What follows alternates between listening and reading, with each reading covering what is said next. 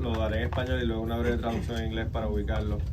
Acabamos de visitar este centro 330 para conocer mejor su funcionamiento y los retos que enfrenta ante el precipicio fiscal de los fondos de Medicaid, que es lo que sustenta el Plan Vital para Puerto Rico. Me acompaña el líder de la minoría demócrata en el Congreso, Hakeem Jeffries, quien tuvo la oportunidad de participar en una mesa redonda donde estuvieron proveedores, administradores, líderes comunitarios y pacientes que nos pudieron ilustrar los retos de salud que enfrentamos en Puerto Rico y que enfrentamos los puertorriqueños. Retos que se concentran principalmente en el financiamiento de Medicaid, financiamiento que vence el año que viene y por el cual tanto la gobernadora como yo en equipo estamos luchando por extender. También hablamos de los retos de financiamiento que enfrentamos en programas como Medicare Advantage, que este año logramos un aumento mayor para Puerto Rico que el que se consiguió para los estados, gracias a esfuerzos que lideramos en el Congreso. Hablamos de la importancia que tiene la transición de programas del PAN al SNAP o la extensión del programa del SSI para Puerto Rico, que ayudarían a aumentar los niveles de ingresos. También hablamos de los retos de energía que enfrenta la isla y de lo que sucede cada vez que se va la luz y cómo eso afecta la provisión de servicios de muchos puertorriqueños. Agradezco a Ivonne por dirigirnos, que es la CEO de este centro, y pues brevemente traduzco para el líder. I was just explaining to them that we visited this facility, that we held a round table where we discussed the financing challenges that we face with regards to Medicaid, to Medicare Advantage, the work that we did to secure that we got a raise in Medicare Advantage that was more than what was raised for the other states and jurisdictions, as well as how extending SNAP and SSI to Puerto Rico would help solve the poverty challenges, the income challenges that we face here in the island. So, having shared that with you all, I'm happy to answer your questions. Estoy más que feliz de contestar sus preguntas. Yeah, sorry, I always forget. I usually do this by myself. Leader Jeffries. Well, good morning, everyone. It's an honor and a privilege to be here. Certainly thankful to Yvonne for hosting us, for the roundtable, for the tour, for the tremendous work that is done at this center here for these communities and all across the island of Puerto Rico. Certainly thankful for Pablo Hernández, the resident commissioner, for his leadership, for his friendship and his partnership and the tremendous advocacy that he brings on behalf of the people he's privileged to represent each and every day in Washington, D.C., fighting hard to deliver for the people of Puerto Rico. We believe that access to high quality and affordable health care is a right that should be available to every single resident here on the island and all across the mainland of the United States of America. And the work that's being done, here at this community-based health center is extraordinary. It's both high quality and it is compassionate. And it's the type of care that the Congress should continue to elevate and support. And that is certainly something, as we return to Washington, D.C., we will fight hard to achieve. There are structural challenges that the people of Puerto Rico confront that also need to be addressed. And in that regard, I'm thankful for the leadership of the resident commissioner, and House Democrats will support the effort to ensure that there is no financial cliff related to Medicaid, which could result in a cut in funding of approximately $3.5 billion. That would be devastating to the health care here in Puerto Rico, and we will not allow that to happen. We also believe that we need to build upon the progress that has been made in Medicare Advantage funding so that the people of Puerto Rico have levels of reimbursement that can match other parts of the United States of America, including the U.S. Virgin Islands, which currently is not the case. We also talked during the roundtable about the connection between prevention, diet, and exercise. And part of the challenge that the people of Puerto Rico confront as it relates to the lack of complete access to healthy food is the fact that SNAP does not exist in Puerto Rico. And we fully support the necessary transition from NAP to SNAP. It's the right thing to do, and it's something that we will work hard to accomplish. So thank you again, Yvonne, for hosting.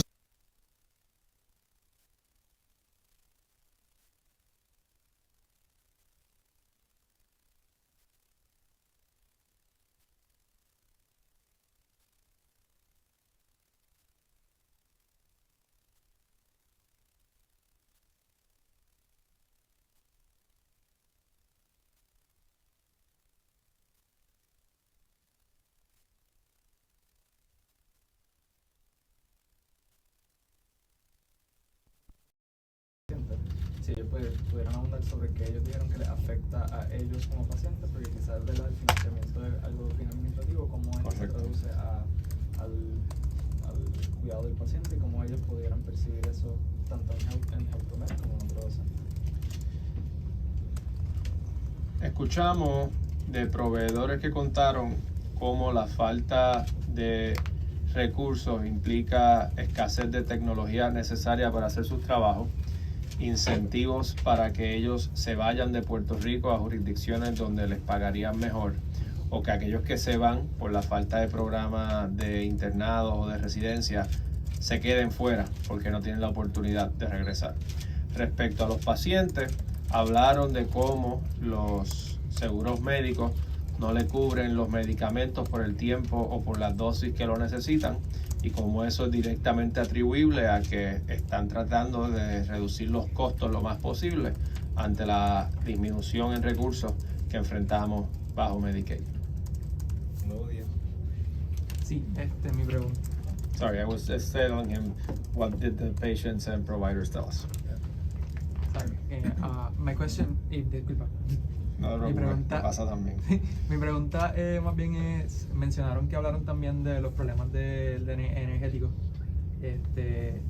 Santurce y esta zona también, Barrio Obrero, es una de las zonas más delicadas en cuestión del sistema de luz. Enfrentan muchos problemas aquí con los problemas de luz, se va la luz a veces. ¿Qué recursos tienen para evitar eso? ¿Y qué usted, comisionado residente, puede llevar para mejorar esa situación aquí en el... Claro. Para que ella responda respecto al asunto energético y los retos que enfrentan. Nosotros como Centro de Salud Comunitarios tenemos un requerimiento, ¿verdad?, de ser resilientes, y eso quiere decir que tenemos que estar preparados, tener el plan de contingencia y estar preparados para poder continuar el acceso, proveer los servicios, no importa qué esté pasando, y literalmente es así. De hecho, es una regulación. Así que ciertamente, como usted ha dicho, este área es un área frágil. Nosotros tenemos unos generadores casi industriales, donde hay unos costos obviamente de mantenimiento y de gasto de diésel. Todos esos costos salen de nuestro presupuesto, no hay ayudas ni fondos específicos para ello. O sea que el mantener estos centros funcionando y en cumplimiento con la regulación que se nos requiere pues nosotros somos primeros respondedores y somos el brazo operacional del gobierno para las estrategias de mitigación en situaciones de emergencia o desastres. Ya lo hemos vivido con los huracanes y con la pandemia. Así que nosotros tenemos que cumplir con ello, tenemos que en nuestro presupuesto tener presupuestado, valga la redundancia, para ello, porque tenemos que asegurar ese acceso a nuestros pacientes, y así históricamente lo hemos hecho. Los centros de salud comunitarios, centros 330 como los conocemos aquí en Puerto Rico, hemos probado que somos la puerta que se queda abierta a las comunidades y apoyamos para que esos pacientes que tienen condiciones crónicas y se van a descompensar en este tipo de situación, nosotros vamos y los apoyamos para poder mantenerlo lo más saludable posible, porque si no, va a sobrecargar el sistema de salud.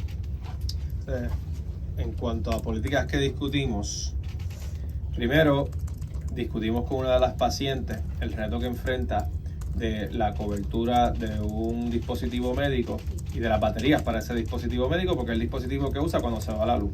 Y le enfatizamos al líder, eso es un problema que no enfrentan en los estados y que los que trabajan en la administración de fondos de Medicaid quizás no piensan, que es que en Puerto Rico tenemos el issue de la luz y que tenemos que proveer servicios para la gente que se prepare por si se va la luz.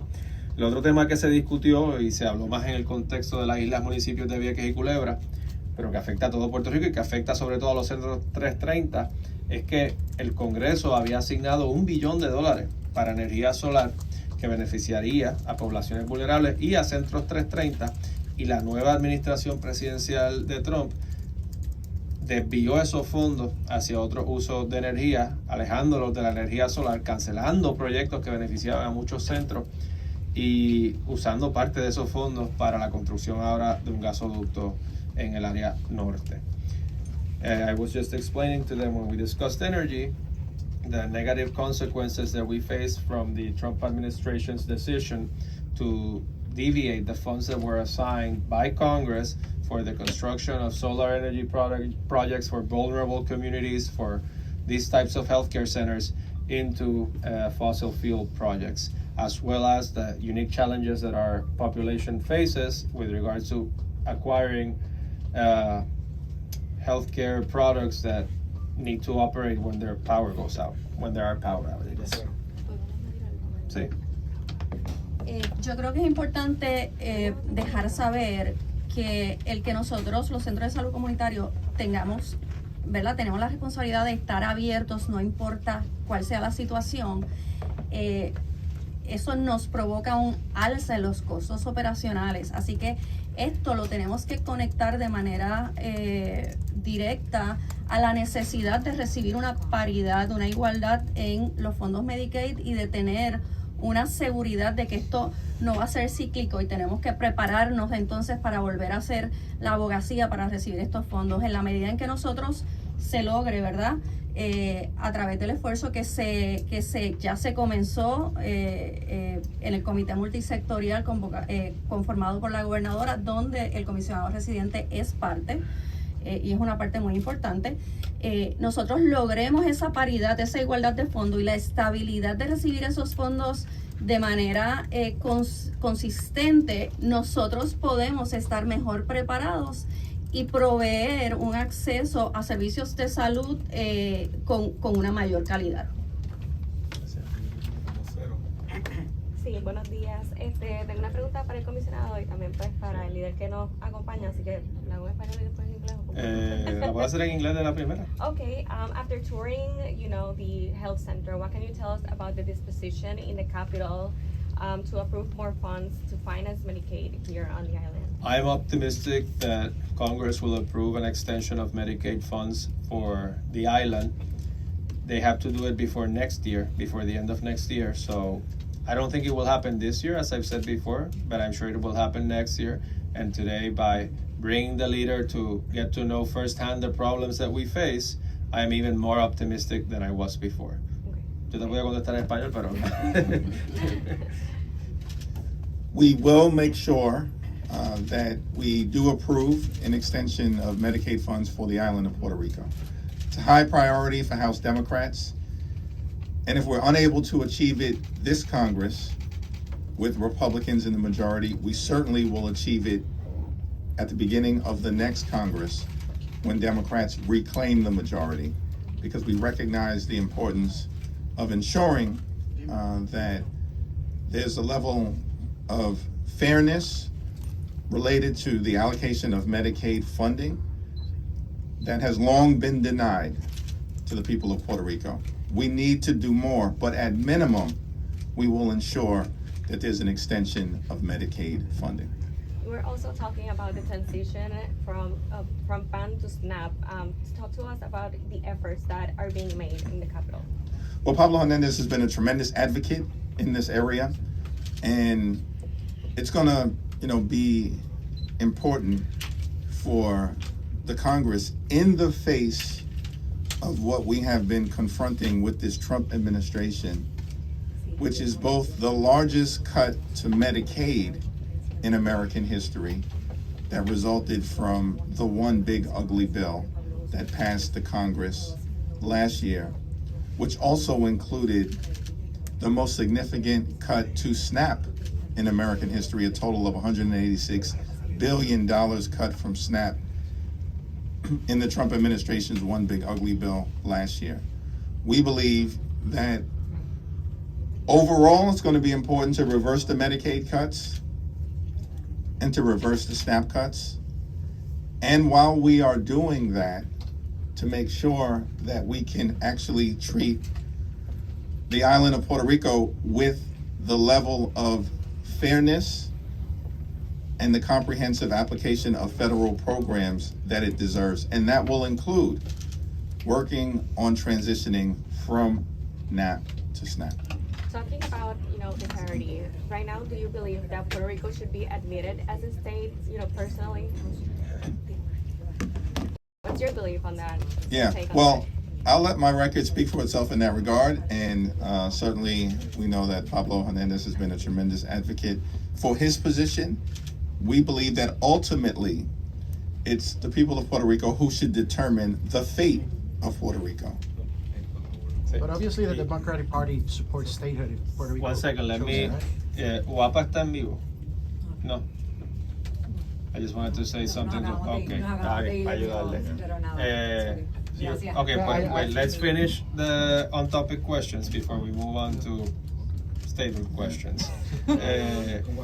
Any last questions of the topic? It's a congressman, or you can ask me. It's about the crisis that we have on specialists here in Puerto Rico. Mm-hmm. I know you talked about it at the beginning when we asked about the patients and the providers, but we would like really to know what is the plan that maybe Congress has or has a plan in order to attend this crisis that we have. Bueno, lo primero que voy a decir, y creo que es lo más claro y contundente que podemos decir al respecto, es que aquí ya hay un compromiso para que los demócratas en el próximo Congreso, si controlan la mayoría, como mínimo extiendan el financiamiento actual del Plan Vital. Y esa certeza va a ayudar a retener especialistas en Puerto Rico, pero va a ayudar al ecosistema de salud en general. What I just said was that we have a commitment to extend the funds at a minimum. Hopefully we can go beyond that, and that will have, as a result, a positive impact on retaining specialists in the island. It's also important for us to look at creative ways where we can both recruit and retain doctors and specialists for Puerto Rico. That was an important part of the discussion led by Yvonne, and we spoke to several medical providers who directly addressed this issue of both recruitment and retention, particularly of newer doctors who are at the early stages of being trained and who are clearly committed to providing the highest quality service to the people, to make it practical for them. And part of that is going to be taking a creative look at how to address the compensation differential that exists right now, as well as ensuring that the levels of technology and access for training exist here in Puerto Rico, so that people don't have to go to the mainland in order to receive that training in the specialty that they look forward to pursuing. Sí, ella quiere añadir algo. Yo creo que debemos, como puertorriqueños, ¿verdad? Tenemos que tener claro que el gobierno federal tiene una autoridad y una responsabilidad, pero los estados tenemos otras. Lo importante aquí es que se logre, como ha dicho el comisionado residente y el líder Jeffries, que Puerto Rico mínimo tenga la extensión de la misma cantidad de fondos. El escenario ideal es que podamos tener igualdad en esos fondos. Pero una vez tengamos eso, nosotros tenemos la capacidad de poder retener esos médicos aquí en Puerto Rico, esos subespecialistas aquí en Puerto Rico. Ese es nuestro trabajo, es nuestra responsabilidad y nadie lo va a hacer mejor que nosotros. Necesitamos a líderes como el líder Jeffries para que apoyen y nos ayuden a llegar a lograr esa igualdad, pero nosotros podemos hacer esto, necesitamos los recursos. Bueno, muchas gracias. Yo, por respetar el tiempo del líder, Out of respect for the leader's time, I'm gonna take 3 questions off topic. I don't know Juan was first. Can you repeat the question? Yeah, I just, Mr. Speaker, Yeah, Mr. you're not Leader, far enough. Not yet. I just wanted you to elaborate a little bit on the position about statehood for Puerto Rico. I know you spoke about your personal position, but you also are the leader of the Democrats in the House. The Democratic Party has always been very open towards statehood.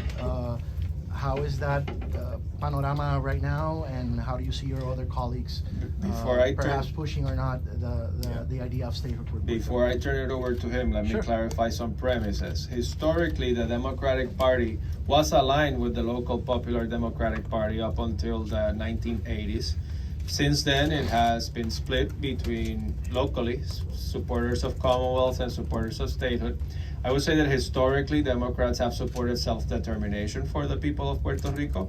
Recently, we've seen an uptick in discussion about making Puerto Rico and Washington, D.C. a state. But as I constantly emphasize to my colleagues, Puerto Rico and Washington, D.C. are very different. In Washington, D.C., you have 90% of the population supporting statehood. It is part of the contiguous United States. It is populated by people from Washington or from the neighboring states. Whereas Puerto Rico, support for statehood hovers around 50-50. We are culturally distinct, and we have more options on the table. So what we need to propose for Puerto Rico, and what I will insist that Democrats propose for Puerto Rico, is for fair and inclusive self-determination processes with all the options. The most important principle that unifies Democrats as it relates to the status of Puerto Rico is self-determination. That the future of Puerto Rico should be decided by the people of Puerto Rico. And, that is a commitment that as Democrats, we will continue to lean into as we move forward with this discussion.